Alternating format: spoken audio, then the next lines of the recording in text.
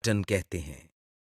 इस बटन को दबाने से कंप्यूटर काम करना शुरू कर देता है, यानी स्टार्ट हो जाता है। कंप्यूटर स्टार्ट होते ही आपके सामने मॉनिटर पर कुछ टेक्स्ट नजर आने लगता है, जैसा कि आप अपने सामने देख सकते हैं। कुछ देर के बाद आपके मॉनिटर पर एक स्क्रीन आती है। इस स्क्रीन को हम डेस्कटॉप कहते हैं। आप सोच रहे होंगे कि डेस्कटॉप क्या चीज़ है। आइए डेस्कटॉप के बारे में तफसील से जानते हैं।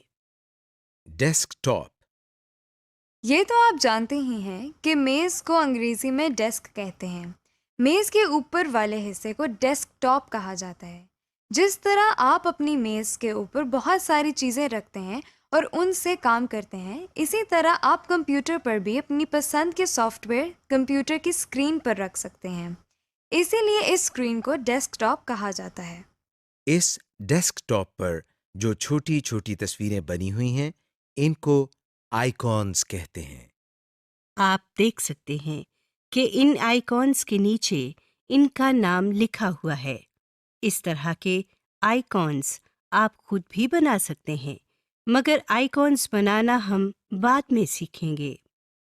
आपको स्क्रीन के निचले हिस्से में एक बार नजर आ रही है।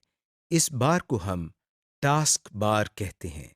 इस बार में भी कुछ आइकॉन्स बने हुए नजर आते हैं, मगर कब और कैसे, ये हम बाद में देखेंगे। टास्क बार के दाएं किनारे पर आप बहुत से छोटे आइकॉन्स बने हुए देख सकते हैं।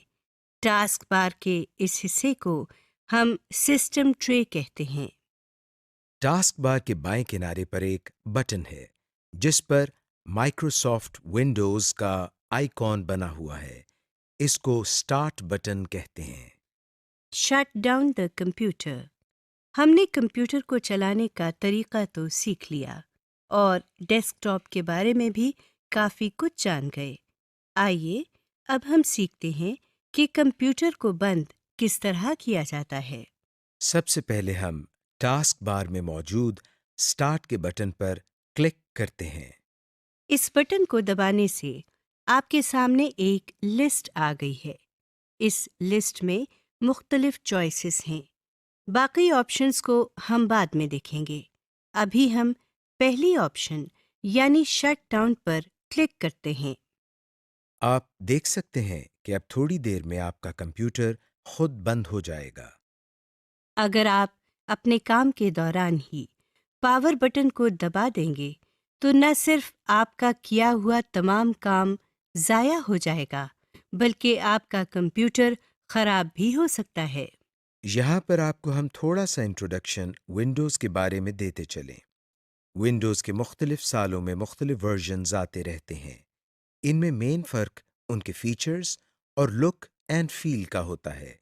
जैसे Windows XP, Windows 7, Windows 8, Windows 10 वगैरह।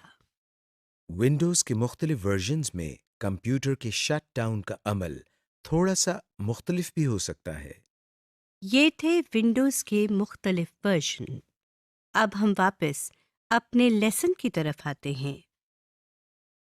Restart the computer. अभी हमने सीखा कि कंप्यूटर को बंद किस तरह करते हैं।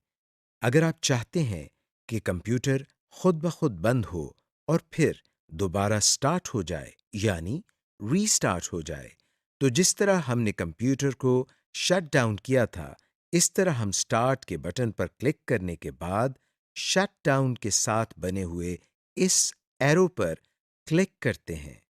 अब हम ड्रॉप डाउन मेन्यू में से रीस्टार्ट पर क्लिक करते हैं। आप देख सकते हैं कि कंप्यूटर बिल्कुल उसी तरह बंद हो रहा है जिस तरह शट डाउन पर क्लिक करने से हुआ था, और फिर कुछ देर के बाद दोबारा स्टार्ट हो रहा है और आपके सामने फिर से डेस्कटॉप आ गया है। Basic window properties. आइए अब हम विंडो प्रॉपर्टीज के बारे में कुछ सीखते हैं। आप अपने डेस्कटॉप पर एक आइकॉन बना हुआ देख सकते हैं, जिसके नीचे कंप्यूटर लिखा हुआ है। इस पर डबल क्लिक करते हैं डबल क्लिक करते ही एक स्क्रीन हमारे सामने आ गई है। इस स्क्रीन को कंप्यूटर फोल्डर कहा जाता है। आइए कंप्यूटर फोल्डर को एक्सप्लोर करते हैं। सबसे ऊपर आप नीले रंग की एक बार देख सकते हैं। इस बार के दाएं किनारे पर आप 3 छोटे से बटन बने हुए देख सकते हैं। सबसे पहले बटन पर डैश बना हुआ है। इस बटन को हम मिनिमाइज बटन कहते हैं। इसको दबाने से कंप्यूटर फोल्डर सिमटकर टास्क बार में आ जाता है। ये देखिए, इस फोल्डर पर क्लिक करने से ये स्क्रीन दोबारा हमारे सामने आ गई है। इस अमल को हम फोल्डर मिनिमाइजेशन या फोल्डर को मिनिमाइज करना कहते हैं। डैश से अगले बटन पर एक डब्बा बना हुआ है। इस बटन को मैक्सिमाइज बटन कहते हैं। इसको दबाते ही हमारे सामने मौजूद स्क्रीन बड़ी हो जाती है और पूरे डेस्कटॉप पर आ जाती है और ये बटन भी तब्दील हो जाता है। स्क्रीन को बड़ा करने के अमल को हम फोल्डर मैक्सिमाइजेशन या फोल्डर को मैक्सिमाइज करना कहते हैं। इस तब्दील शुदा बटन पर क्लिक करने से हमारी स्क्रीन वापस उसी साइज में आ गई है जिसमें पहले थी। सबसे आखिरी बटन पर क्रॉस बना हुआ है। इस पर क्लिक करने से हमारे सामने मौजूद स्क्रीन बंद हो जाती है। आप देख सकते हैं कि ये फोल्डर टास्क बार में भी नजर नहीं आ रहा, यानी ये फोल्डर अब बंद हो चुका है।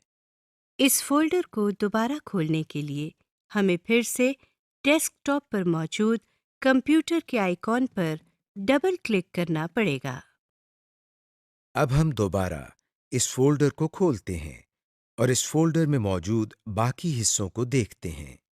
ऊपर वाली बार के नीचे जो बार आपको नजर आ रही है, उसमें बाएं तरफ 2 बटन्स नजर आ रहे हैं जिनमें तीर के निशान हैं।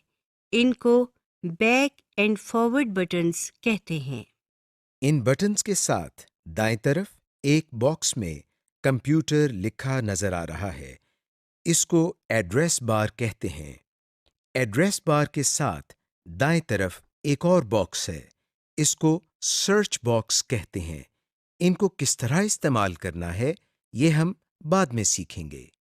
इस बार के नीचे ये एक और बार है। इस बार को हम टूल बार कहते हैं। इस बार में बने हुए बटन्स से हम कई मुफीद काम कर सकते हैं।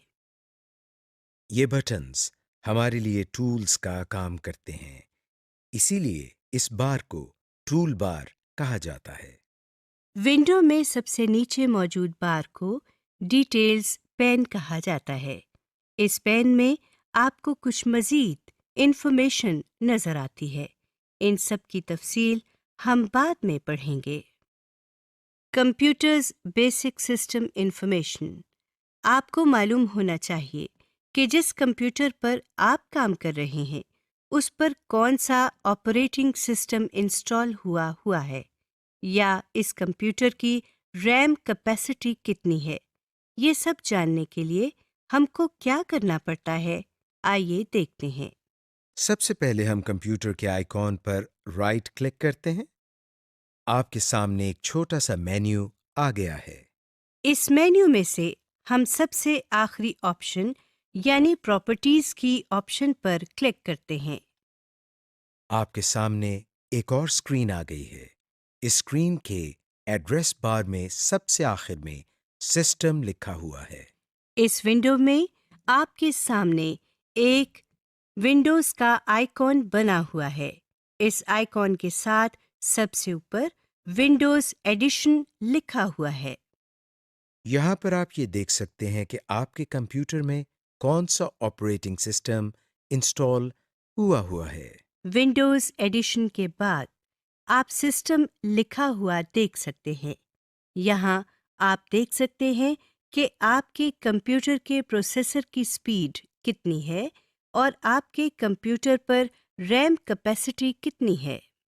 जो स्क्रीन आपके सामने है, इसमें आप देख सकते हैं कि 6 GB रैम लिखा हुआ है। हो सकता है आपके कंप्यूटर में रैम की कैपेसिटी और हो, जैसे 2 जीबी, 4 जीबी वगैरह। इस विंडो को बंद करने के लिए हम टाइटल बार में बने हुए क्रॉस पर क्लिक करते हैं।